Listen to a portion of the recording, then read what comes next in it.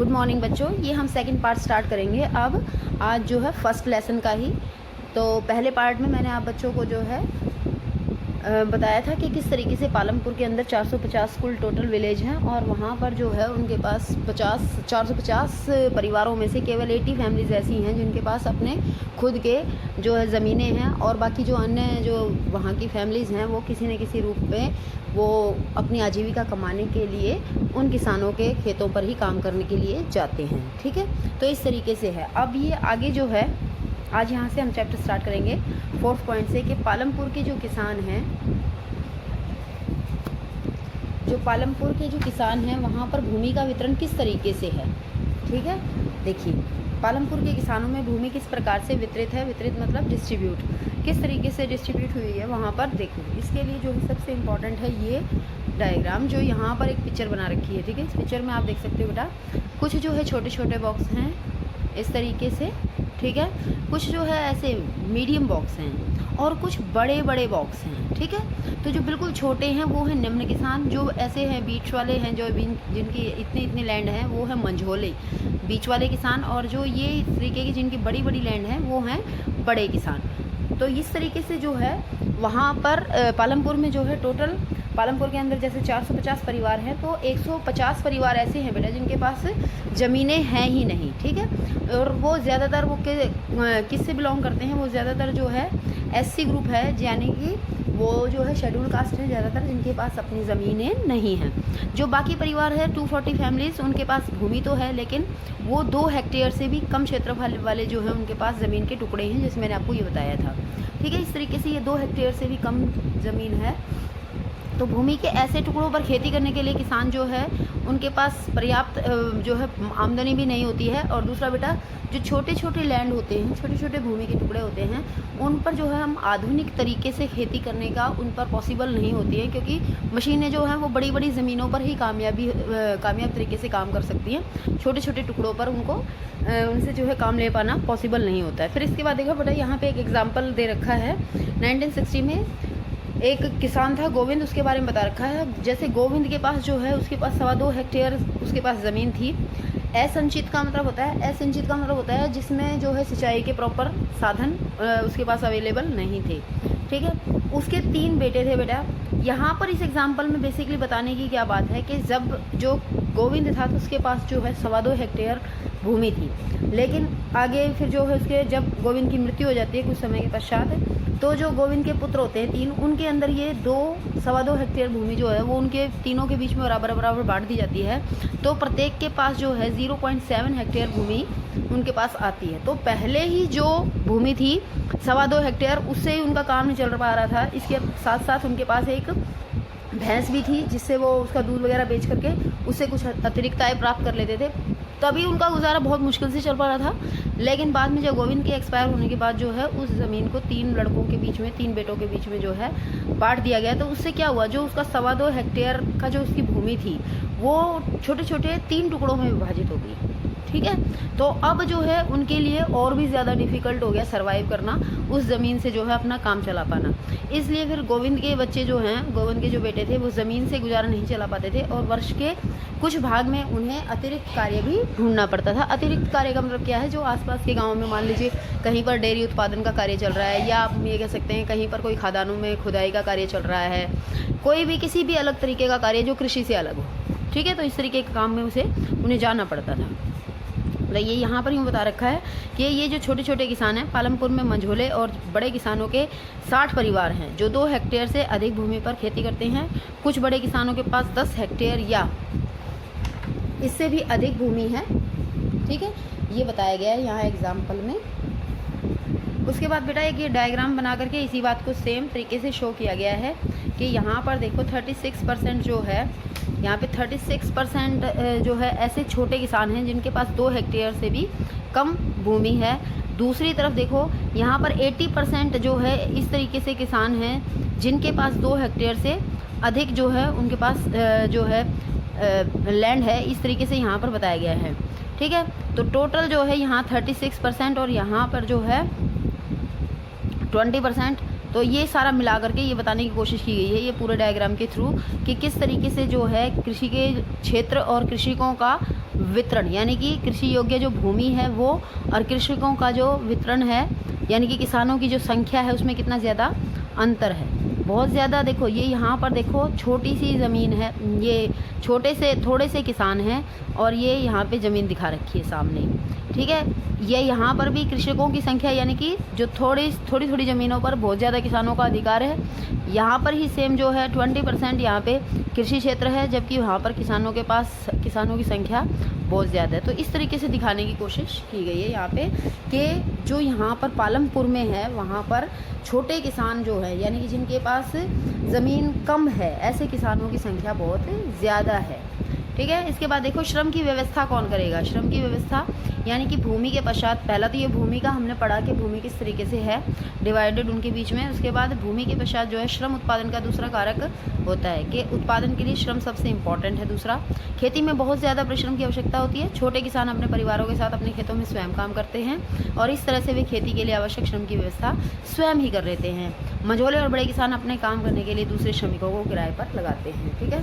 यह बात आपको समझ में आ गई होगी, इसमें कोई भी बड़ी बात नहीं है कि जो छोटे किसान हैं उनके पास छोटी ज़मीनें हैं, इसलिए वो अपने खेतों पर खुद काम कर लेते हैं, और जो बड़े वाले किसान हैं वो छोटे श्रमिकों को अपने यहाँ पर किराए पे बुला लेते हैं। आप बच्चों ने देखा भी होगा रियल लाइफ में भी इस तरीके से जो है मजदूर लोगों को बुलाया जाता है खेतों पे काम करने के लिए, ठीक है। इसके बाद जो है ये एक डायग्राम दे रखा है, ये एक पिक्चर बना रखी है बेटा। इस पिक्चर में ये शो किया गया है कि जो इस साइड वाला है और जो इस साइड वाला है उसमें कंपैरिजन करके बताया गया है कि कौन कहीं पर जो है किस तरीके से। देखो ये जैसे पहले इस तरीके से होता था कटाई का काम, लेकिन अभी वर्तमान समय में इस तरीके से काम होता है, हार्वेस्टिंग मशीन से कटाई की जाती है। ये जो है जुताई और कटाई का काम हार्वेस्टिंग मशीन से किया जाता है। जो काम पहले बैलों से किया जाता था या फिर हाथों से किया जाता था, वो काम मशीनों से हो जाता है। सेम इसी तरीके से जो है ये उर्वरक छिड़कने का काम हो गया है। पहले हाथों से इस तरीके से छिड़का जाता था, लेकिन अब मशीनों से छिड़का जाता है। तो पहले ये जो इस तरीके से काम किया जाता था। तो ये आधुनिक और परंपरागत जो हमारी विधि है कृषि करने की, उसको लेकर के ये चित्र बताया गया है। अब देखो खेतों में काम करने के लिए श्रमिक या तो भूमिहीन परिवारों से आते हैं या फिर छोटे प्लांटों में खेती करने वाले परिवारों से आते हैं, ठीक है। तो यहाँ पर जो है खेत में काम करने वाले श्रमिकों का जो है उगाई गई फसल पर उनका कोई अधिकार नहीं होता है। ये बच्चे आप सब बात जानते हैं कि जो फसल उगाई जाती है उस पर मज़दूरों का कोई अधिकार नहीं होता बेटा, क्योंकि उनको तो एज ए श्रमिक जो है वहाँ पर बुलाया होता है काम करने के लिए। तो इसलिए वो सिर्फ वहाँ पे काम करने के लिए बुलाए गए हैं, उनका उसमें जो है किसी प्रकार से हिस्सा नहीं होता है, ठीक है। तो ये तो सीधी सी बात है, क्योंकि उनको मजदूरी पर उनको बुलाया जाता है। तो मजदूरी जो है नगद या वस्तु जैसे अनाज के रूप में भी हो सकती है। कभी कभी श्रमिकों को भोजन भी मिलता है। और मजदूरी एक क्षेत्र से दूसरे क्षेत्र, एक फसल से दूसरी फसल और खेत में एक से दूसरे कृषि कार्य जैसे बुआई और कटाई के लिए अलग अलग होती है, ठीक है। जैसे जिस प्रकार का काम होगा उस प्रकार के लिए जो है अलग अलग तरीके का जो है उनको वेतन दिया जाता है। रोज़गार की अवधि भी अलग अलग होती है, ठीक है। तो खेतों में काम करने वाले श्रमिक या तो दैनिक मजदूरी के आधार पर काम करते हैं। दैनिक मजदूरी का काम क्या अर्थ होता है बेटा? दैनिक का मतलब होता है कि डेली वेजेस पे, कि जो रोज़ की रोज़ आएंगे, रोज़ काम करेंगे और अपनी तनख्वाह लेकर के जाएंगे, या तो ऐसे काम करते हैं। या फिर कुछ जो है स्थायी होते हैं इनके, कि भाई ये मजदूर स्थायी होते हैं जो परमानेंट लगे रहते हैं जैसे ही काम शुरू होता है, ठीक है। या उन्हें कार्य विशेष जैसे कटाई या पूरे साल के लिए काम पर रखा जा सकता है। डाला जो है, डाला एग्जाम्पल है, एक आदमी का नाम है। डाला पालमपुर में दैनिक मजदूरी पर काम करने वाला एक भूमिहीन श्रमिक है। इसका मतलब है कि उसे लगातार काम ढूंढते रहना पड़ता है। सरकार द्वारा खेतों में काम करने वाले श्रमिकों के लिए एक दिन का न्यूनतम वेतन 60 रुपीज़ निर्धारित किया गया है गवर्नमेंट की तरफ से, लेकिन डाला को सिर्फ जो है 35 to 40 rupees he per day मिलते हैं। ऐसा क्यों होता है बेटे? क्योंकि जो है पालमपुर में बहुत ज़्यादा कंपटीशन है। वहाँ पर बहुत सारे ऐसे श्रमिक हैं जिनके पास जो भूमिहीन है, जिनके पास ज़मीनें नहीं हैं, और वो दूसरे जो है लोगों की ज़मीन पर काम करने के लिए जाते हैं। तो ऐसी स्थिति में जब बहुत सारे श्रमिक होते हैं तो जो मालिक होते हैं वो वेतन के बारे में जो है अपने मन से भी वेतन तय कर लेते हैं, क्योंकि उनके पास बहुत ज़्यादा चॉइस होती है, उनके पास बहुत सारे श्रमिक हैं सामने उनके काम करने वाले। तो ऐसी स्थिति में जो श्रमिक कम पैसे लेता है तो वो उन्हीं को लगा लेते हैं, ठीक है। डाला अपनी स्थिति के बारे में रामकली से शिकायत करता है। ये वाला जो आपको बता रखा है ये वाला है, ठीक है। इसमें 3 स्टेटमेंट जो है डाला की हैं बेटा, और 3 ही स्टेटमेंट जो है रामकली की हैं। तो डाला जो है यहाँ पर 3 स्टेटमेंट दे रहा है। इसमें ये बता रहा है कि भाई आजकल काम मिलना जो है बहुत मुश्किल हो गया है, बिकॉज ऑफ न्यू जो नई इन्वेंशंस हुई हैं इसकी कृषि के क्षेत्र में, जैसे जो है हार्वेस्टिंग मशीन आ गई है, ट्रैक्टर्स आ गए हैं, थ्रेशर्स आ गए हैं अलग अलग काम करने के लिए। ठीक है, देखो ये यहाँ पर लिखा हुआ है जुताई के लिए ट्रैक्टर, कटाई के लिए हार्वेस्टर तथा गहाई के लिए थ्रेशर। तो इस तरीके की मशीनें आ गई हैं।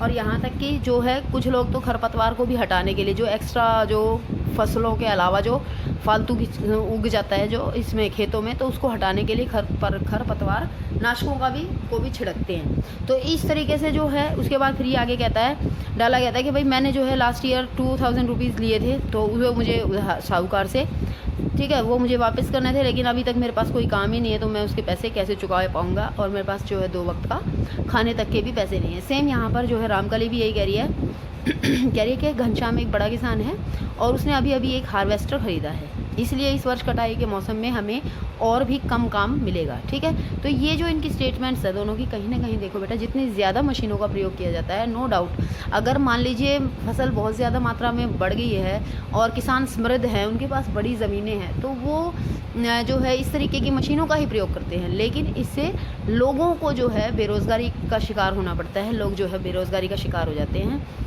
देखो यहाँ रामकली कह रही कि मैंने पूरे वर्ष में केवल 5 मंथ्स ही काम किया है, सिर्फ 5 महीने इसको काम मिला है। इस वर्ष मुझे रायगंज में ईंट भट्टे पर काम करने की जाने के लिए तलाश करनी पड़ेगी। ठीक है, रायगंज जैसे मैंने आपको स्टार्टिंग में बताया था कि रायगंज एक शहर है, वहाँ पर ईंट भट्टा लगा हुआ है, तो ईंट के भट्टे पर इसको काम करने के लिए जाना पड़ेगा। इसके साथ ही ये कह रही है कि भाई जो साहूकार से ऋण लिया था वो भी चुका पाने में ये असमर्थ है, तो इसलिए शायद इस बार इसको साहूकार से और ऋण भी नहीं मिल पाएगा। तो स्थिति कुल मिलाकर के बड़ी ही ख़राब है। तो डाला और रामकली जैसे खेती हर श्रमिक गरीब क्यों हैं? क्योंकि बेटे एक तो नई नई तरीके की मशीनें आ गई हैं, दूसरा ये जो है समय के साथ इन्होंने किसी नई तरीके का हुनर नहीं सीखा है। उन मशीनों को अगर चलाना सीख लीजिए, उन मशीनों से काम करना अगर सीख लेते हैं तो उससे भी फ़ायदा होता है। दूसरा ये शिक्षित है, निर्धन है, इन्हें जो है गवर्नमेंट की पॉलिसीज़ के बारे में ज़्यादा पता नहीं है, तो इस वजह से भी ये लोग बेचारे गरीब होते हैं और ये गरीब ही रह जाते हैं। इसके बाद खेतों के लिए आवश्यक पूंजी, खेतों के लिए वो जो है आवश्यक पूंजी भी होती है, जैसे खेती के आधुनिक तरीकों के लिए बहुत अधिक पूंजी की आवश्यकता होती है। ठीक है, तो अतः अब जो है किसानों को पहले की अपेक्षा ज़्यादा पैसे चाहिए, कि जैसे अब हमने आपको बता तो दिया कि जो है जुताई के लिए ट्रैक्टर चाहिए और कटाई के लिए हार्वेस्टर चाहिए और गहाई के लिए थ्रेशर चाहिए। तो ऐसी बड़ी बड़ी मशीनें जो है बेटा बहुत पैसों में आती हैं, इनके लिए काफ़ी धन खर्च करना पड़ता है। तो ऐसी स्थिति में जो है आम व्यक्ति या आम किसान, छोटा किसान जो है इस तरीके की मशीनों पर अपना पैसा खर्च नहीं कर पाता है। ठीक है, तो अधिसंख्यक छोटे किसानों को पूंजी की व्यवस्था करने के लिए पैसा उधार लेना पड़ता है। वे बड़े किसानों से या गाँव के साहूकारों से या खेती के लिए विभिन्न आगतों की पूर्ति करने के लिए व्यापारियों से कर्ज लेते हैं। आगतें क्या होती हैं? जो भी वस्तुएं चाहिए होती हैं, जो भी सामान चाहिए होता है खेती करने के लिए। ठीक है, तो वो कर्ज इस तरीके से लेते हैं और ऐसे कर्ज़ों पर ब्याज की दर बहुत ऊंची होती है। ठीक है, कर्ज चुकाने के लिए उन्हें बहुत कष्ट सहने पड़ते हैं, क्योंकि बेटा अगर वो गांव के साहूकार से या बड़े किसानों से टैक्स कर लेंगे, ठीक है, कर्ज लेंगे सॉरी, तो ऐसी स्थिति में जो है उनके ऊपर ब्याज की दर तो ज़्यादा लगेगी ही, प्लस में वो पढ़े लिखे नहीं होते हैं, तो वो बैंक में जा कर के वहाँ से कर्ज लेने की नहीं सोच पाते हैं। उन्हें लगता है कि भाई ये साहूकार जो हैं इनसे इजीली अब मिल जाता है पैसा, तो इन्हीं से ले लिया जाए। छोटे किसानों के विपरीत जो है मंझोले और बड़े किसानों को खेती से बचत होती है। इस तरह वे आवश्यक पूंजी की व्यवस्था कर लेते हैं। और इन किसानों को बचत कैसे होती है, इसका उत्तर अगले भाग में आप पाएंगे। कैसे होती है बेटा? जब इनके पास जो है ना ज़मीनें बड़ी बड़ी होती हैं, इस वजह से जो है इनके पास जो है ये आसानी से इनको लाभ हो जाता है। यहाँ पर देखो एक सविता की कहानी दे रखी है। सविता क्या है? एक लघु कृषक है। वह अपनी 1 हेक्टेयर ज़मीन पर गेहूं पैदा करने की योजना बनाती है। बीज और कीटनाशकों के अतिरिक्त उसे पानी खरीदने और खेती औजारों की मरम्मत करवाने के लिए नगद पैसों की ज़रूरत होती है। उसका अनुमान होता है कि कार्यशील पूंजी के रूप में ही उसे लगभग जो है 3000 रुपीज़ चाहिएंगी।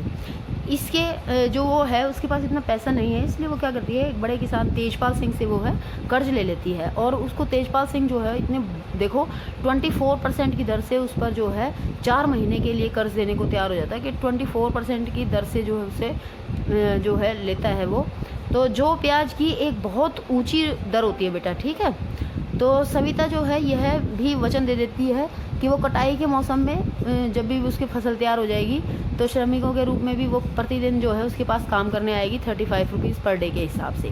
जबकि गवर्नमेंट बेटा कितने देती है? गवर्नमेंट जो है अभी आपको मैंने यहाँ पर बताया था, गवर्नमेंट जो है 60 रुपीज़ पर डे के हिसाब से दे रही है। परंतु यहाँ पे सविता कहती है भाई ठीक है, आप मुझे कर्ज दोगे तो मैं आपकी ज़मीनों पर काम करने के लिए भी आ जाऊँगी 35 रुपीज़ पर डे के हिसाब से। आप भी कह सकते हैं कि यह मजदूरी बहुत कम है। आप बच्चों को भी ये समझ में आता है कि 35 रुपीज़ पर डे से क्या होता है, कुछ भी नहीं होता बेटा। सविता जानती है कि उसे अपने खेत की कटाई पूरी करने में बहुत मेहनत करनी पड़ेगी और उसके बाद तेजपाल के खेतों में भी श्रमिक की तरह काम करना पड़ेगा। तो कटाई का समय बहुत व्यस्त होता है, ठीक है। 3 बच्चे हैं उसके पास, साथ में 3 बच्चों की माँ के रूप में उस पर घर के कामों का भी बहुत सारी जिम्मेदारियां हैं। सविता इन कठोर शर्तों को मानने के लिए तैयार हो जाती है क्योंकि उसे मालूम है कि छोटे किसानों को कर्ज मिलना बहुत मुश्किल होता है, ठीक है। तो इसलिए जो ही ये बड़े किसान, उनका ये इस तरीके से बिजनेस भी चलता रहता है, एक तरीके से लोगों को पैसा देना, फिर उनकी ज़मीनों को, अगर वो अपना कर्ज नहीं चुका पाते हैं तो उनकी ज़मीनों को हड़प लेते हैं ये लोग। आगे देखो, हमने उत्पादन के 3 कारकों के बारे में जाना, ठीक है। कौन कौन से? भूमि, श्रम और पूंजी, तथा खेती में उनके प्रयोग के बारे में पढ़ लिया है, ठीक है। इसके बाद ये आपको करना है, ये आप अपने आप से करेंगे। मैं आपको लेसन कंटिन्यू करवा देती हूँ।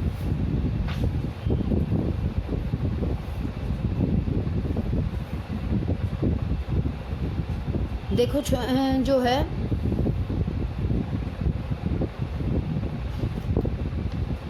अधिशेष कृषि उत्पादों की बिक्री। अधिशेष कृषि उत्पादों की बिक्री का क्या मतलब होता है कि बेटे, जब भी किसान के पास जो है बहुत ज़्यादा मात्रा में जो फसल हो जाती है, ठीक है, तो अपने यूज़ के अतिरिक्त उसके पास जो बच जाता है एक्स्ट्रा, उसको कहते हैं अधिशेष। तो अधिशेष कृषि उत्पादों की बिक्री किस तरीके से होती है? मान लीजिए कि किसानों ने उत्पादन के 3 कारकों का प्रयोग करके अपनी भूमि में गेहूँ पैदा किया, ठीक है। 3 कारक कौन कौन से हैं बेटा? भूमि, श्रम और पूंजी। तीनों का प्रयोग किया और फिर उत्पादन कर लिया उन्होंने गेहूँ का। गेहूँ की कटाई की जाती है, उत्पादन पूर्ण हो जाता है। किसान गेहूँ का क्या करते हैं? वे परिवार के उपभोग के लिए कुछ गेहूँ अपने पास रख लेते हैं और अधिशेष यानी कि बचे हुए गेहूँ को वो बेच देते हैं। सविता और गोविंद के जो बेटे हैं, सविता और गोविंद के बेटों जैसे छोटे किसानों के पास बहुत कम अधिशेष गेहूँ होता है क्योंकि उनका कुल उत्पादन ही कम होता है। जब उनके पास कुल उत्पादन ही ज़्यादा नहीं होगा तो उनके पास बचेगा क्या? कुछ भी नहीं बचेगा। और इससे भी जो है एक बड़ा भाग वे परिवार की आवश्यकताओं के लिए रख लेते हैं कि जो टोटल उनका उत्पादन होता है सविता और गोविंद जैसे किसानों के पास, तो वो मार्केट में सेल करके आएंगे बेटा, तब तो उनको फ़ायदा होगा। लेकिन उनके पास क्योंकि ज़मीनें छोटी होती हैं तो इसलिए उनके पास जो उत्पादन होता है वो भी कम होता है। तो कम उत्पादन होने के कारण पहले तो वो अपनी आवश्यकता के लिए रखेंगे और फिर बचे हुए को बेच कर आएंगे। समझ गए इस बात को? तो वो जो उनके पास उत्पादन होता है उसमें से वो बहुत ज़्यादा भाग अपने पास रख लेते हैं, ठीक है। और बाकी बचे हुए को वो फिर जो है किसानों को जो है गेहूँ वहाँ पर बेचने जाते हैं।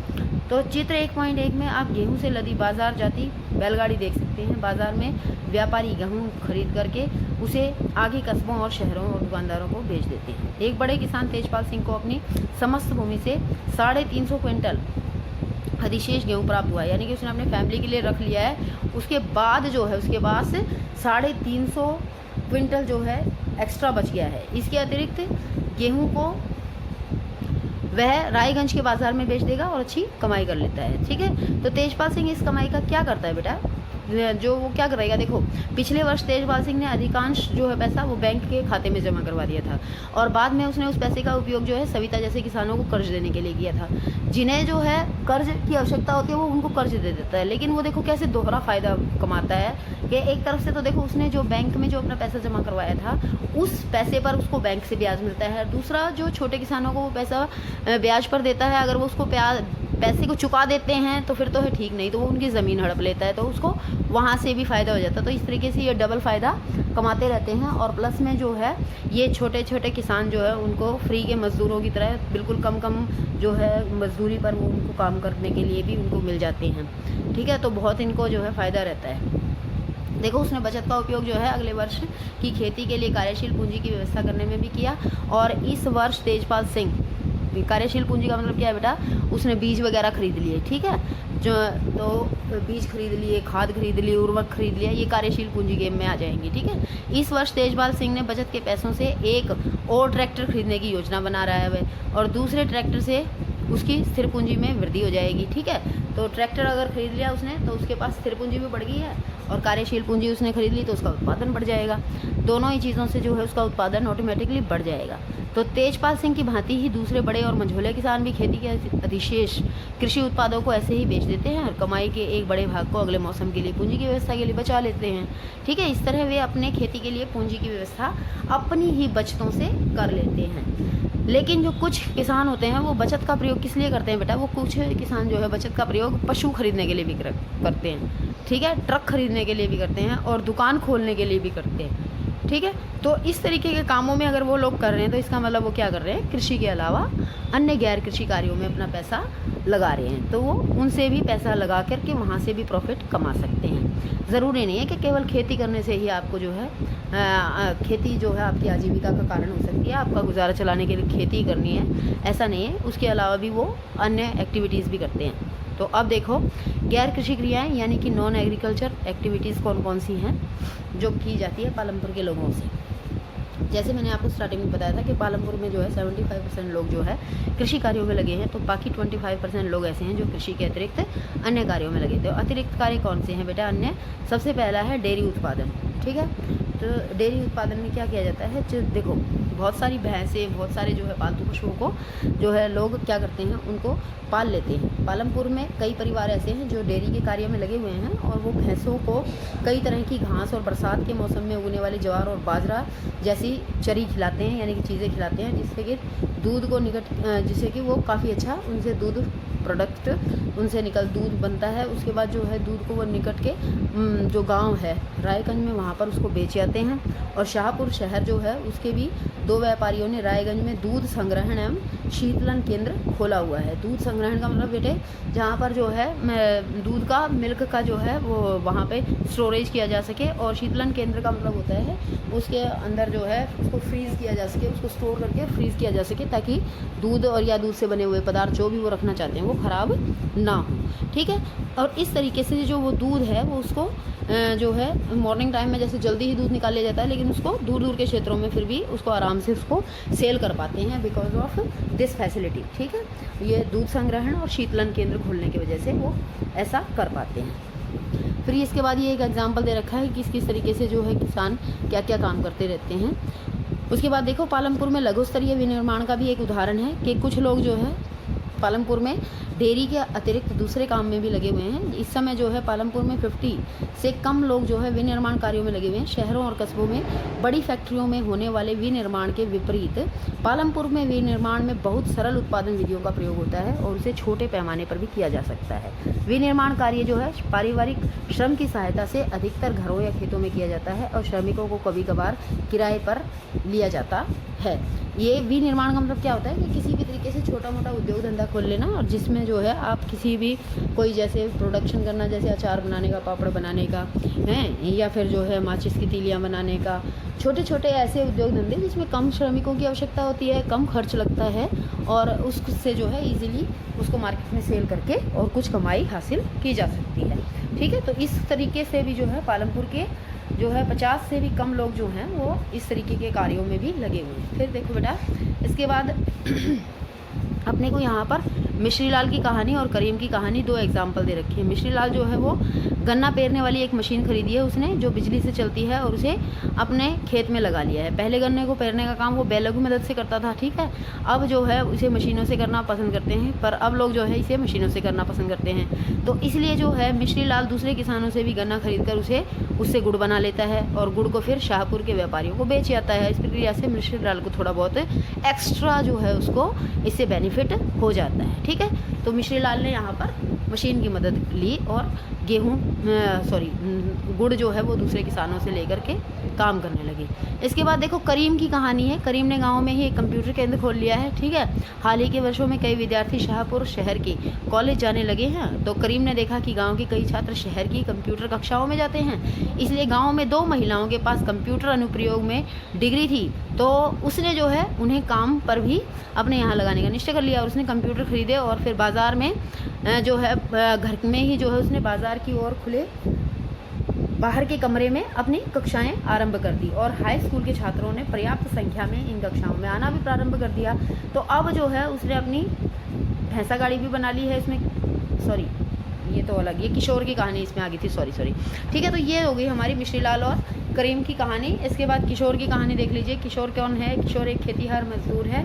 अन्य ऐसे ही श्रमिकों की भांति किशोर भी अपनी मजदूरी से अपने घर परिवार की आवश्यकताएं पूरी करने में कठिनाई होती थी। तो कुछ वर्ष पहले किशोर ने बैंक से कर्जा लिया और यह एक सरकारी कार्यक्रम के अंतर्गत था, जिसमें भूमिहीन निर्धन परिवारों को सस्ते कर्ज दिए जा रहे थे। ठीक है, उस पर जो है कम ब्याज पर उसको जो है वहाँ से बैंक से लोन मिल गया था और किशोर ने इस पैसे से एक भैंस खरीदी और वह भैंस का दूध बेचने के लिए उसने जो है भैंस का दूध बेचना स्टार्ट कर दिया। और उसने उसके साथ ही जो उसने एक भैंसा गाड़ी भी बना ली, जिसमें जो है वह कई प्रकार के सामान ले जाता है और सप्ताह में एक दिन वह गंगा के किनारे से जो है कुम्हार के लिए मिट्टी लेकर के भी आ जाता है और कभी कभार वह गुड़ तथा अन्य वस्तुओं को लेकर के शाहपुर भी चला जाता है। तो हर एक महीने उसे परिवहन संबंधित कोई न कोई काम मिल ही जाता है। परिणाम स्वरूप किशोर अपने पिछले वर्षों की तुलना में अब पहले से ज़्यादा जो है लाभ कमा रहा है। बेटा देखो, ये तीनों ही एग्जाम्पल जो हैं अपने को जो दिए गए हैं, उन तीनों ही एग्जाम्पल में जो खास बात ध्यान देने वाली है कि इन तीनों ही एग्जाम्पल में चाहे मिश्री लाल है, करीम है और चाहे किशोर है, तीनों ने ही जो है नॉन एग्रीकल्चर कार्यों में लग करके, गैर श्रमिक कार्यों में लग करके अपना तेज़ी से विकास किया है। तो इस तरीके से जो है पालमपुर में दुकानदारी का काम काफ़ी तेज़ी से बढ़ रहा है।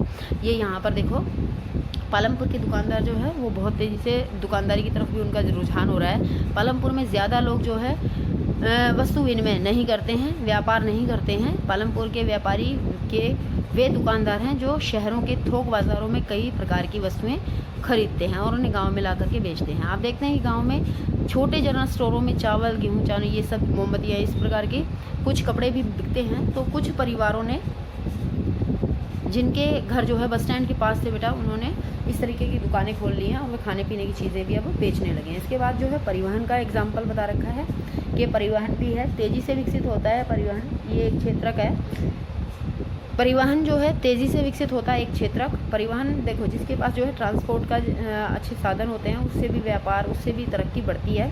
देखो, पालमपुर और रायगंज के बीच में सड़क तो है ही, सब बच्चों को पता है, ये स्टार्टिंग में बता दिया गया था। इसके अलावा रिक्शा वाले, तांगे वाले, जीप, ट्रैक्टर और ट्रक ड्राइवर तथा परंपरागत बैलगाड़ी और दूसरी गाड़ियाँ चलाने वाले वे लोग भी हैं जो परिवहन सेवाओं में शामिल हैं। ठीक है, वे लोगों और वस्तुओं को, ये आप निशान लगा लीजिए बच्चे, ये क्या है यहाँ पर, वे लोगों और वस्तुओं को बच्चों एक जगह से दूसरी जगह पहुँचाते हैं और इसके बदले में उन्हें पैसे मिलते हैं। तो कई वर्षों से जो है परिवहन से जुड़े हुए लोगों की संख्या भी काफ़ी बढ़ गई है। तो कुल मिलाकर के ये चैप्टर हमारा इस तरीके से यहाँ पर हम वाइंड अप करते हैं। इस चैप्टर के अंदर बेटे आपको जो है कृषि कार्य और गैर कृषि कार्यों के बारे में जानकारी प्राप्त हुई कि किस तरीके से जो है पालमपुर जैसे गाँव को धीरे धीरे करके ऐसे विकसित किया गया है। आप जो है ये जो है एक इसका सारांश है और इसका टोटल जो है लास्ट में, अगर जो है आप ये सारा पढ़ लेंगे तो भी आपको पता लग जाएगा कि आगे की इसमें हमने क्या कुछ पढ़ा है। ठीक है, ओके, आप जो है लेसन रीडिंग करेंगे, बार बार वीडियो देखेंगे। Thank you all of you. I hope आपको ये अच्छा लगा होगा, पसंद आई होगी वीडियो और बातें समझ में आ गई होंगी। Bye bye students.